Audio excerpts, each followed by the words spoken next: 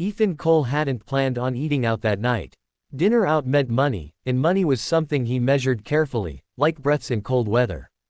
But his 8-year-old daughter, Lily, had aced her spelling test for the 3rd week in a row, and when she looked up at him with that hopeful smile and said, "Can we go somewhere nice?" Just once. He caved. So here they were, tucked into a quiet corner of a modest Italian restaurant on Main Street.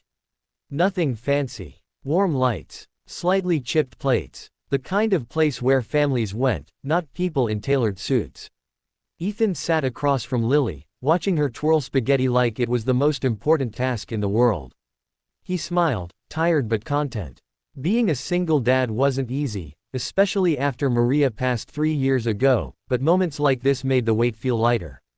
"Daddy," Lily said suddenly, lowering her voice like she was sharing a secret.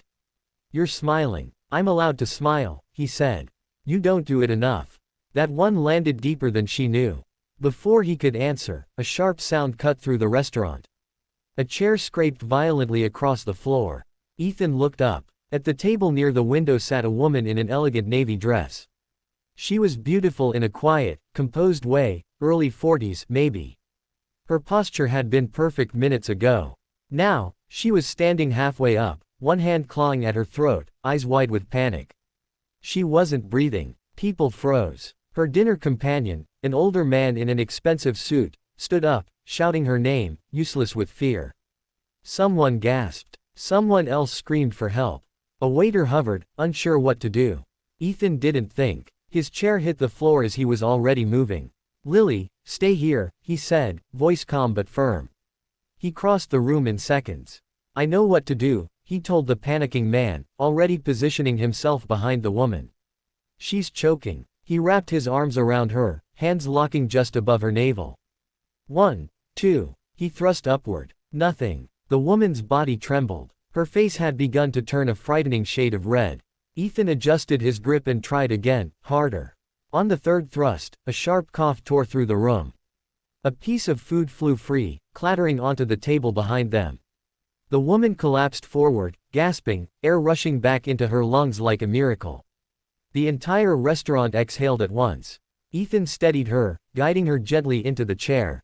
"You're okay," he said softly. "Just breathe. Slow." She clutched the table, tears streaming down her cheeks, nodding as she sucked in air. Her eyes met his, dark, intense, grateful beyond words. "Thank you," she whispered hoarsely. You saved my life." Ethan shook his head, already stepping back. Anyone would have done the same. But they hadn't. Applause rippled awkwardly through the room. Someone called him a hero. A waiter offered free dessert. The suited man kept shaking Ethan's hand like he might disappear if he let go. Ethan smiled politely, uncomfortable, and returned to Lily. She was standing on her chair, eyes shining. "You were amazing," she said, hugging him hard. "Like in the movies." He kissed the top of her head. Just something everyone should know how to do. But his hands were still trembling. They finished dinner quietly. Ethan noticed the woman glance over once or twice, as if wanting to say more. But she didn't approach. When she left, a man in a dark suit held the door for her, and a sleek black car waited outside. Ethan didn't think much of it. People with money had different lives. That world didn't touch his. Or so he thought. 3 days later, Ethan was fixing a leaky sink when the doorbell rang. Lily peeked through the window. "Daddy, there's a really shiny car outside." Ethan frowned and wiped his hands on a towel. He opened the door. A tall man in a perfectly pressed charcoal suit stood on the porch. Mid-50s. Silver hair. Calm eyes that had seen power up close for a long time. "Mr. Ethan Cole?" the man asked. "Yes." The man inclined his head respectfully. "My name is Thomas Reed. I'm a driver and personal assistant." Ethan blinked. "Okay. I work for Ms. Alexandra Vale." The name meant nothing. 3 nights ago, Thomas continued, "You saved her life." Ethan's stomach tightened. "She asked me to find you." Lily tugged at his sleeve. "Daddy." Ethan rested a hand on her shoulder. "It's okay." Thomas reached into his jacket, not suddenly, not threatening, and pulled out an envelope. Thick, heavy. Ms. Vale wanted to express her gratitude.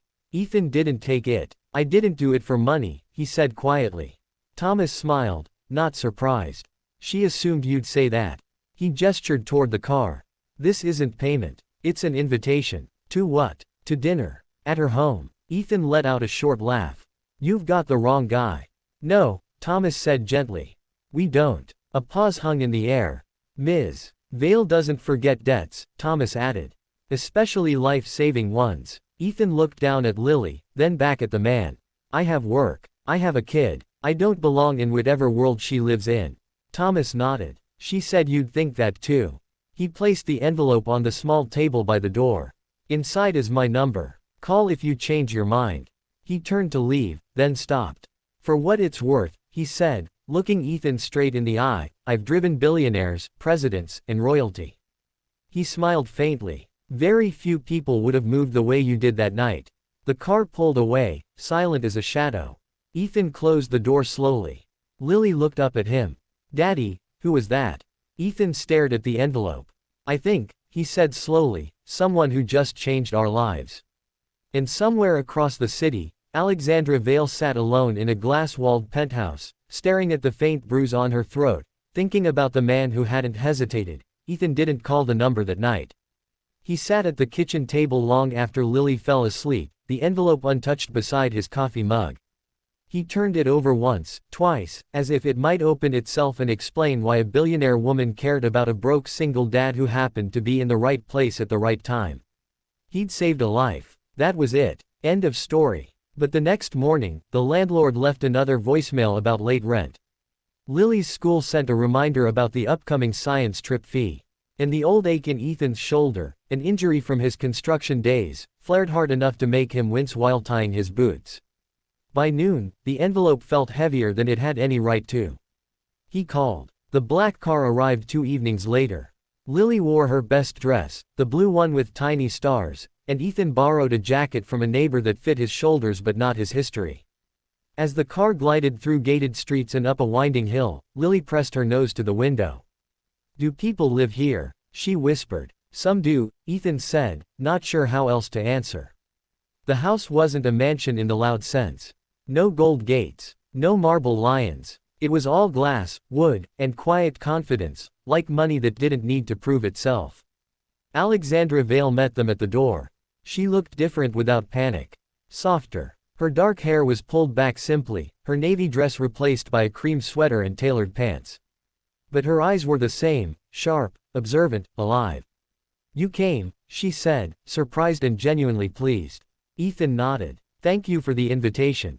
She knelt immediately when she saw Lily. And you must be Lily.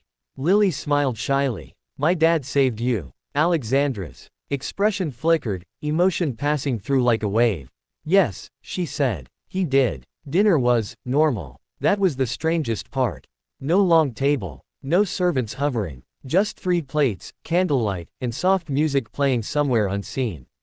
Alexandra asked Lily about school. Lily asked Alexandra if she lived in a castle. Alexandra laughed, really laughed, and said, sometimes it feels like one. Ethan watched closely, waiting for the catch. It came after dessert. Alexandra asked Lily if she'd like to see the koi pond outside. When Lily left with Thomas, Alexandra's driver, the room shifted. I didn't invite you here to repay you, Alexandra said, folding her hands. I invited you because you reminded me of something I lost. Ethan stayed quiet. 3 years ago, she continued, I stopped believing people acted without expecting something in return. He thought of Maria, of hospital bills, of nights spent doing the math over and over. I didn't expect anything, he said. I know, Alexandra replied softly. That's why this matters. She stood and walked to the window. I built an empire by assuming the worst. It worked, but it also left me very alone. She turned back to him. I had you investigated. Ethan stiffened. I had to, she said quickly. For safety. What I found was a man who lost his wife, raised his daughter alone, turned down shortcuts, and still showed up for strangers. Silence stretched. I want to help you, she said. Not with charity. With opportunity. She slid a folder across the table. Inside was a job offer. Operations coordinator. Training included. Salary that made Ethan's breath catch. I don't have a degree, he said. You have judgment, she replied. And courage. I can teach the rest. Ethan closed the folder slowly. And the catch. Alexandra met his eyes. You'd be in my world. He thought of Lily. Stability. Health insurance. A future not measured in overdue notices.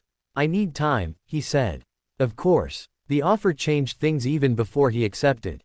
Ethan started sleeping again. Lily hummed while doing homework. Hope, once fragile, took up space. 2 weeks later, he said yes. The job was demanding but fair. Alexandra didn't hover. She didn't rescue. She expected excellence, and Ethan delivered. Slowly, people stopped seeing him as the saved her life guy, and started seeing him as the man who fixed problems before they exploded. And somewhere between late meetings and shared silences, something else grew. Not rushed, not reckless, real. One evening, after a charity gala, Alexandra sat beside him in the car instead of the back seat. I don't want to cross lines, she said quietly. But I also don't want to pretend this isn't happening. Ethan looked at her. Neither do I. Their first kiss was gentle. Earned. The real test came months later. A scandal threatened her company. Advisors urged Alexandra to cut ties with anything that looked like vulnerability, including Ethan. She didn't. I won't become the person I used to be, she said. The storm passed. Her company stood stronger. So did they. A year later, Ethan watched Lily run across the same restaurant where everything began, this time laughing, alive with possibility. Alexandra squeezed his hand. You still don't smile enough, she teased. He smiled then. Because some debts don't demand repayment. They open doors.